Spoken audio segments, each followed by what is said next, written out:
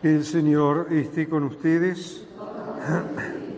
Evangelio de nuestro Señor Jesucristo según San Mateo.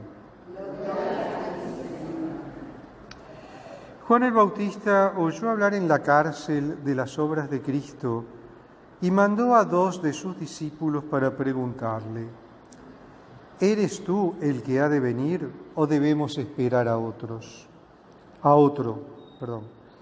Jesús le respondió: vayan a contar a Juan lo que ustedes oyen y ven. Los ciegos ven y los paralíticos caminan, los leprosos son purificados y los sordos oyen, los muertos resucitan y la buena noticia es anunciada a los pobres. Y feliz aquel para quien yo no sea motivo de tropiezo.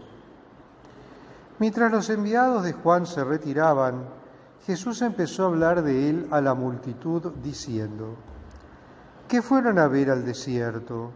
¿Una caña agitada por el viento? ¿Qué fueron a ver? ¿Un hombre vestido con refinamiento? Los que viven de esa manera viven en los palacios de los reyes. ¿Qué fueron a ver entonces? ¿Un profeta? Les aseguro que sí, y más que un profeta. Él es aquel de quien está escrito: yo envío a mi mensajero delante de ti para prepararte el camino. Les aseguro que no ha nacido ningún hombre más grande que Juan el Bautista, y sin embargo, el más pequeño en el reino de los cielos es más grande que él. Palabra del Señor.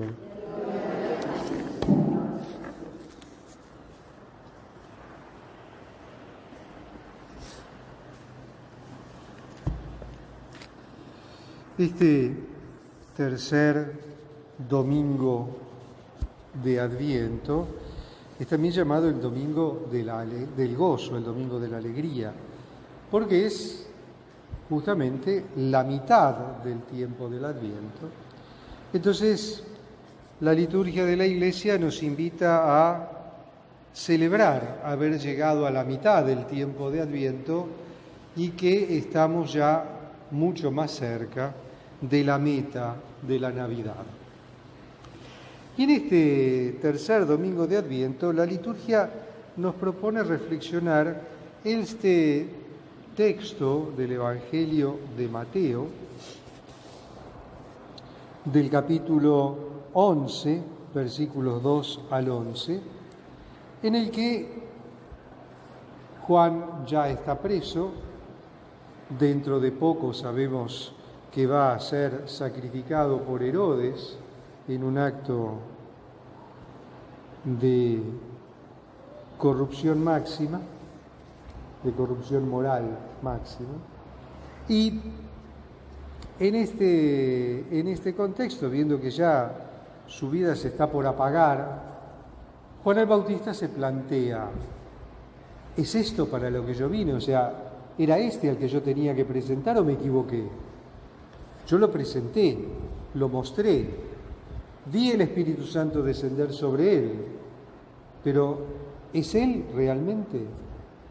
Entonces manda a los discípulos que le pregunten: Juan quiere saber si sos vos o si tenemos que esperar a otro. ¿Y por qué se produce esta especie de crisis de fe en Juan? Si nosotros recordamos la predicación de Juan el Bautista, además de anunciar un bautismo o de anunciar la venida del Salvador, está predicando un bautismo de conversión. Y él dice que el hacha ya está puesta junto a la raíz para extirpar al árbol malo. Y se encuentra con que Jesús está llamando al perdón, está llamando a los pecadores, está compartiendo con los pecadores para tratar de convertirlos. Juan se encuentra desorientado. Por otra parte, Juan, un piadoso israelita de ley, formado en la ley de Dios, él está esperando un Mesías que sí va a sanar a los enfermos, va a liberar a los endemoniados, etcétera, etcétera, etcétera, pero además va a ser un Mesías poderoso, político, militar, que más o menos de un golpe de espada le va a cortar la cabeza a todos los romanos, va a liberar el territorio de la Palestina y va a restablecer el reinado de David. Y él sabe, porque lo conoce, que Jesús viene de la familia de David. Entonces, tiene un montón de hechos que encajan y algunos que no. ¿Cuál es el problema? Dicho en palabras un poco coloquiales o un poco así rápidas, Jesús rompió el molde. O sea, Jesús no entró en el molde que le había preparado la reflexión teológica del pueblo de Israel acerca de la figura del Mesías. El pueblo de Israel esperaba un Mesías político, un Mesías militar que restableciera el reino de David. Y Jesús les dice, no, la cosa no va por ahí. Yo estoy anunciando la liberación, sí, pero la liberación del pecado y de la muerte. Yo estoy anunciando, sí, un reino, pero un reino que no es de este mundo. Veamos después el diálogo que va a tener Jesús con Herodes durante el juicio, antes de su pasión. Le va a decir, mi reino no es de este mundo. O sea, Jesús está cumpliendo todo lo que preveía el profeta Isaías, la sanación de los leprosos, de los sordos, de los mudos, de los ciegos, de los paralíticos,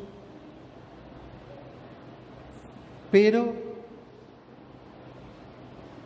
está trayendo de parte de Dios un mensaje diferente al que era esperado. Entonces Jesús le responde a los enviados de Juan, vayan y díganle lo que ven. Los sordos oyen, los mudos hablan, los ciegos ven, los paralíticos caminan, los endemoniados son liberados, los leprosos son limpiados, y que juzgue por él mismo. O sea, le está diciendo, tenés la evidencia delante tuyo, hacele caso. Entonces aquí viene también la tercera actitud que nos propone este tiempo de Cuaresma. El primer domingo veíamos que era la vigilancia, el segundo domingo era la conversión, y este tercer domingo, junto con la alegría por la mitad del camino recorrido, es la esperanza. No perdamos la esperanza, porque el Señor se manifiesta y se va a manifestar tal vez ahí donde menos lo esperamos, donde menos pensamos. Mantengamos la esperanza, porque la liberación de parte de Dios está cerca, la salvación está cerca, está a las puertas, ya va a venir, ya va a llegar. Estemos preparados, estemos atentos, porque el Señor pronto se va a manifestar, y se va a manifestar para nuestro bien. Y no pretendamos tampoco encajarle moldes al Señor, o mejor dicho, encajar al Señor dentro de nuestros moldes humanos, porque Él no va a encajar en esos moldes. La lógica de Dios no es la nuestra, y Él viene a nosotros a su modo, siguiendo su camino y manifestándose muchísimas veces como un signo de contradicción con respecto a todo lo que es la lógica humana, la lógica de los bienpensantes, la lógica que nosotros sostenemos y que nos parece la más lógica del mundo. La lógica de Dios no es la nuestra, los caminos del Señor no son nuestros caminos. Estemos preparados, estemos atentos. Recorramos en este tiempo de Adviento que nos queda un camino de conversión para prepararle al Señor un corazón verdaderamente dispuesto, y mantengamos en alto la esperanza, porque el Señor viene a salvarnos y nuestra alegría ese día será muy grande. Alabado sea Jesucristo.